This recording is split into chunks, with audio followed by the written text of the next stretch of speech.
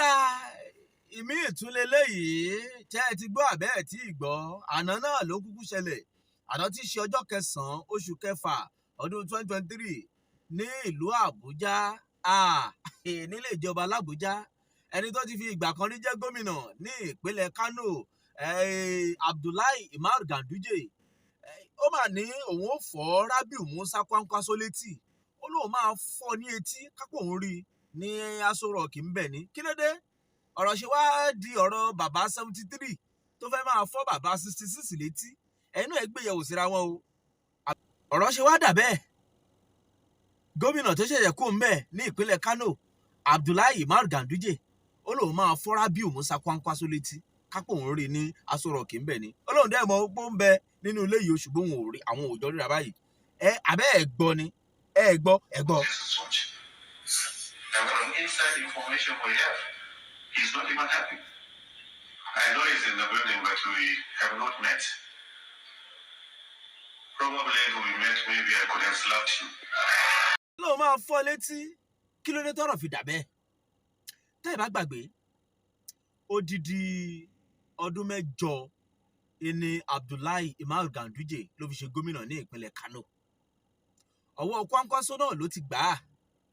Dẹ́bùtì Kwankwaso ni nígbà náà tó dẹ̀ gbé fún un. Ìgbà tí Ganduje ń bẹ lórí ipò gẹ́gẹ́ bí gọ́vnà Kano, tírélà ńlá gbàrin wọn kọjá, wọ́n di ata àtojú wọn ò fẹ́ ríra wọn sójú. Gbogbo yín lọ mọ bó ṣe lọ ń gbà náà. Rabiu Musa Kwankwaso ó dá ẹgbẹ́ òṣèlú NNPP ilẹ̀ ó lọ ọbẹ̀ ó lọ sínú NNPP níbi tó ti láǹfààní àti pòdúsì ẹni tó ń ṣe gọ́vnà lọ́wọ́lọ́wọ́ báyìí ní ìpínlẹ̀ Kánò Abba Kabir Yusuf gẹ́gẹ́ bí gọ́vnà ìpínlẹ̀ Kánò. Àwọn ẹgbẹ́ òṣèlú APC wọn ọ̀rọ̀ mú ní Kánò eléyìí tí Ganduje tó ń ṣèjọba níbẹ̀. Ètò ìdìbò gbogbogbò wá ní inú oṣù kẹta March 18, 2023 APC fìdí rẹmi ní Kánò NNPP ló wọlé Abba gídágídá fúnra ẹ̀ Abba Kabir Yusuf ó wọlé gbogbo àná la dẹ̀ mọ̀ pé ọmọ Kwankwaso ni tí n bá sọ pé ọmọ kì í ṣe ọmọ bíbí ni mo sọ o yóò ti yé yín ọmọ lágboolé òṣèlú ni NNPP ló ń ṣèjọba báyìí ní Kánò bí yẹn dẹ̀ ṣe wọlé ló bá ní àwọn ilé kan ń bẹ àwọn nǹkan kan ń bẹ àwọn dúkìá kan ń bẹ tó jẹ́ pé wọn ò dúró re ní ìpínlẹ̀ Kánò eléyìí tí Ganduje tó ṣe ní àparùtù wọ́n ní ọ̀pọ̀lọpọ̀ àwọn ilé kan ń bẹ tó jẹ́ pé wọ́n kàn sáré kọ́ ni wọn ò tẹ̀lé ìlànà òfin eléyìí tó yẹ kí wọ́n fi kọ́ wọ́n jọ ń múra wọn jọ ń gbèrúra wọn látẹ̀yìn náà ni torí pé nígbà tí Ganduje náà ń bẹ́ńbẹ́ odidi 3 years and 6 months ẹni Kwankwaso sọ pé ó fi léwu kúrò ní Kánò tóun ò lè láǹfààní àti wọ Kánò kí ló dé agbára gómìnà pọ̀ gọ́vnà ó lágbára púpọ̀ òun náà ó ti jẹjú àwọn Kwankwaso ìyẹn Ganduje èsùrú ti wá pàdé dà báyìí ó ti ń lájá Abba Kabir Yusuf èyí tóun ti ẹ̀gbédé ó wá bẹ̀rẹ̀ sí ní wọlé gbogbo àwọn ilé tí wọ́n dẹ̀ ń wò yìí àwọn ilé tó súnmọ́ ti Ganduje ní eléyìí tí Ganduje eléyìí tó lóun fọwọ́ sí tí wọ́n kọ́ bóyá tiẹ̀ ní o tán wá forúkọ ẹlòmíì kọ́ o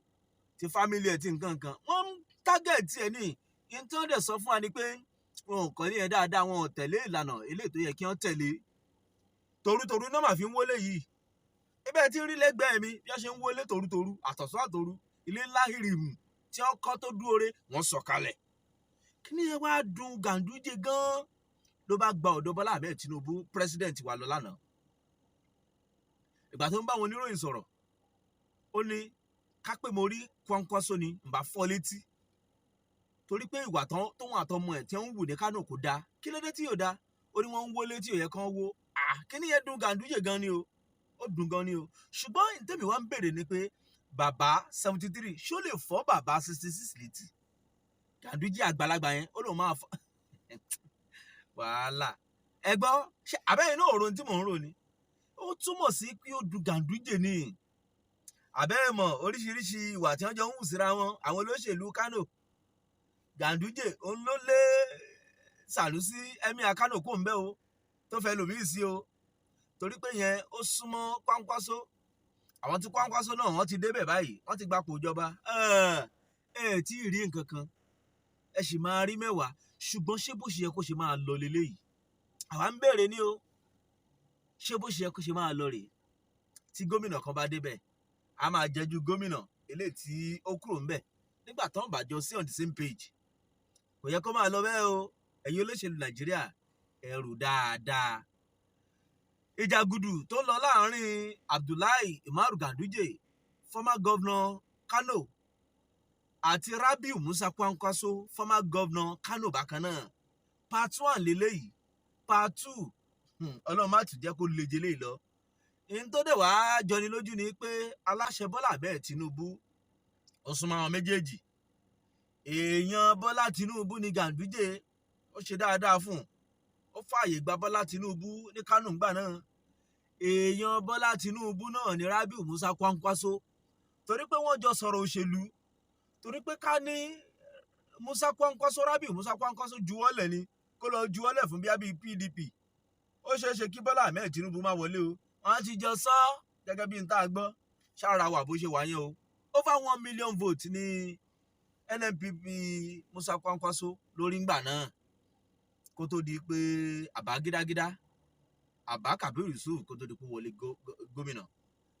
Ìyẹn fún APC láǹfààní, torí pé PDP wọ́n lulẹ̀ ní Kano. Kano dẹ́ lérò tó pọ̀ tó ń dìbò. Òṣèlú yẹn ó wọnú ara wọn ni o. Bọ́lá Ahmed Tinubu aláṣẹ wa, ó ń bẹ láàrin àwọn méjèèjì. Ibo ni ọ̀rọ̀ fẹ́ padà já sí báyìí dé ti Kano? Ọ̀rọ̀ ń bọ̀rọ̀ bọ̀. Eégún aláré ẹlẹ́bẹ̀ẹ́ kú kalẹ̀.